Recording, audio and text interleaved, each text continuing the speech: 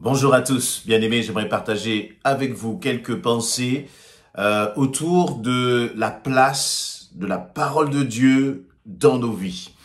Il nous est parlé là dans Matthieu chapitre 4, je vais lire à partir du verset 1. Alors, l'Esprit Saint conduisit Jésus dans le désert pour qu'il y soit tenté par le diable. Après avoir jeûné pendant 40 jours et 40 nuits, il eut faim. Le tentateur s'approcha et lui dit, « Si tu es le Fils de Dieu, ordonne que ces pierres se changent en pain. » Mais Jésus répondit, « Il est écrit, l'homme ne vivra pas de pain seulement. » L'homme, ou dans ma version que j'ai, dans la version du Semeur, l'homme n'a pas besoin de pain pour vivre, mais aussi de toute parole que Dieu prononce. Amen. Je m'arrête là. Vous connaissez certainement ce passage-là. Après que Jésus ait passé 40 jours dans le désert, juste avant cela, il avait été baptisé d'eau, baptisé du Saint-Esprit. Il va se retirer dans le désert, va jeûner 40 jours, 40 nuits, voilà. Et il nous est dit qu'à l'issue de ces 40 jours, enfin, Jésus a eu faim. Un jeûne extraordinaire, une mise à part entre le Fils de Dieu et le Père Céleste. Et là, il nous est dit que dans le désert, le tentateur, le diable, va venir pour tenter Jésus. Et la première approche que le diable va utiliser, eh bien, c'est de jouer finalement sur la chair, c'est-à-dire de jouer sur nos besoins, les besoins fondamentaux. Manger, boire est un besoin fondamental. Sans manger, sans boire, nous mourrons. Et c'est donc là-dessus que tout de suite l'ennemi va attaquer. Et il va dire à Jésus, si tu es le Fils de Dieu, ordonne que les pierres là que tu vois se changent en pain. Je ne sais pas comment nous aurions réagi dans une telle situation. Voyez, très souvent, trop souvent, nos décisions sont prises en fonction de nos besoins. Et même si ce sont des besoins légitimes, là c'était de manger et de boire. Et Satan avait tenté Jésus sur des besoins légitimes. Et parfois nous nous disons, eh bien, c'est normal que j'agisse de telle façon. C'est normal que je me comporte de telle façon. Je suis humain. Oui, Jésus était humain à ce moment-là. Il était un être de chair comme vous et moi qui ressentait aussi les mêmes sensations que nous pouvons avoir. Il n'était pas une sorte de super-héros revêtu juste avec un uniforme. Non, il l'avait dans sa chair. J'allais dire, dans ses tripes, il ressentait ce que vous et moi nous ressentions. Jésus avait faim. Et pas n'importe quelle faim. Vous voyez, il ne nous est pas dit très souvent dans la Bible que Jésus avait faim. Mais là, au bout de 40 jours et de 40 nuits sans manger, imaginez la faim que vous auriez. Et d'ailleurs, nous-mêmes, je ne sais plus quels sont les chiffres, mais au bout de quelques jours sans manger, on meurt. Je sais que c'est 3 jours sans boire, on est en grave danger, mais sans manger, c'est quelques jours supplémentaires. Mais au bout de 40 jours sans manger, on peut mourir. Et Jésus, lui, avait faim. Il y avait une dimension spirituelle dans son jeûne, mais c'est un jeûne réel, sans manger, sans boire. Et je disais, l'ennemi a voulu faire tomber Jésus. Il a échoué lamentablement, comme à chaque fois, parce que Jésus n'a jamais péché, mais on voit quand même que l'ennemi a essayé de toucher Jésus là dans ce qui est, je disais, légitime, dans ce qui est de sa chair, dans ce qui est profond. Et bien des fois, c'est ce que l'ennemi fait aussi avec nous. Il essaie de nous tenter, par exemple, tu as subi une situation compliquée, difficile, des paroles peut-être blessantes. Tu vas t'emporter, tu vas réagir, tu vas surréagir parfois, tu vas laisser la colère, donner lieu à des paroles que tu vas regretter ensuite peut-être. Et ensuite, eh bien, au lieu peut-être de demander pardon au Seigneur, nous allons justifier notre réaction en disant, oui, mais c'est normal que j'ai réagi comme ça. As-tu vu ce qu'il m'a fait? Ou il y a d'autres situations où nous allons justifier même parfois des actes graves, répréhensibles devant le Seigneur. Il me vient à l'idée là par exemple dans un couple. Parce que l'épouse, l'époux n'a pas forcément bien agi ou n'a pas agi comme nous voulions. cela va justifier certaines réactions de la part de l'époux ou de l'épouse à l'égard de l'autre. En disant, oui, oui, j'ai agi comme ça parce que il ne me parlait plus, parce que il ne m'adressait plus la parole, parce que il ne me regardait plus, parce que il ne me disait plus de mots doux, etc., etc. Beaucoup de parce que pour justifier parfois nos réactions. Et là, on voit que Jésus n'est pas rentré dans une justification pour se laisser séduire. Comment est-ce que Jésus a réagi? Et je crois que c'est important pour nous de regarder justement ce que Jésus va dire. Jésus va dire « il est écrit ». Alors le « il est écrit », bien sûr, cela montre l'importance pour chacun d'entre nous de connaître la parole de Dieu, de vivre selon la parole de Dieu.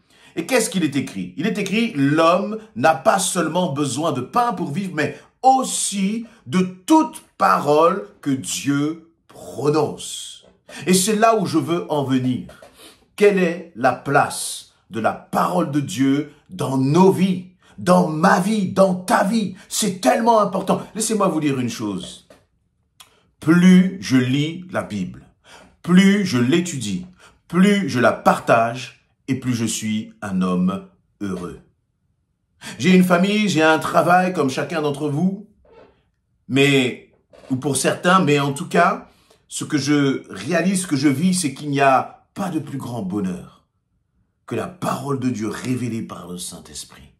Il n'y a pas de plus grand bonheur, je ne parle pas de la lire simplement comme on lirait un livre à la bibliothèque, mais c'est surtout à chaque fois que nous prenons une petite, une petite parcelle, un verset, même un verset, et que nous commençons à appliquer, à mettre en pratique ce verset dans nos vies, alors là, c'est comme s'il y avait une porte qui s'ouvrait sur un bonheur, sur quelque chose que nous n'avions jamais expérimenté.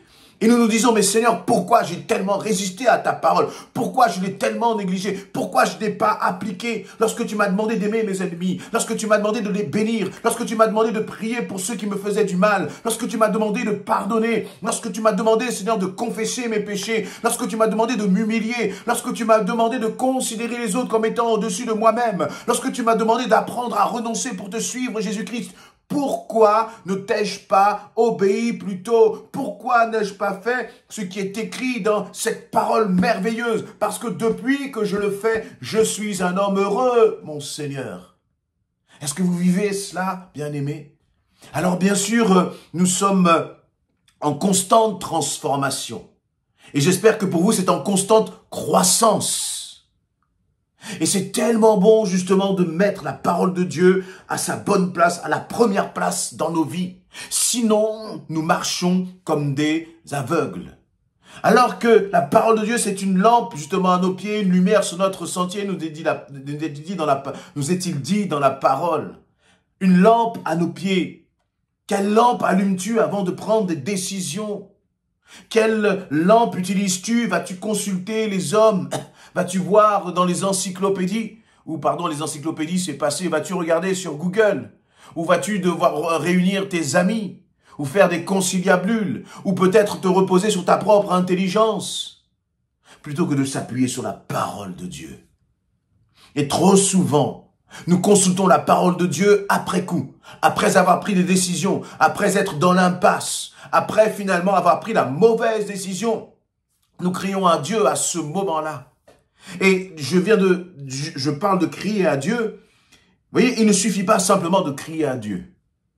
Parce que si tu cries à Dieu mais que tu ne lis pas sa parole, c'est comme si finalement tu ignores les réponses que Dieu te donne. Parce que les réponses, elles se trouvent ici.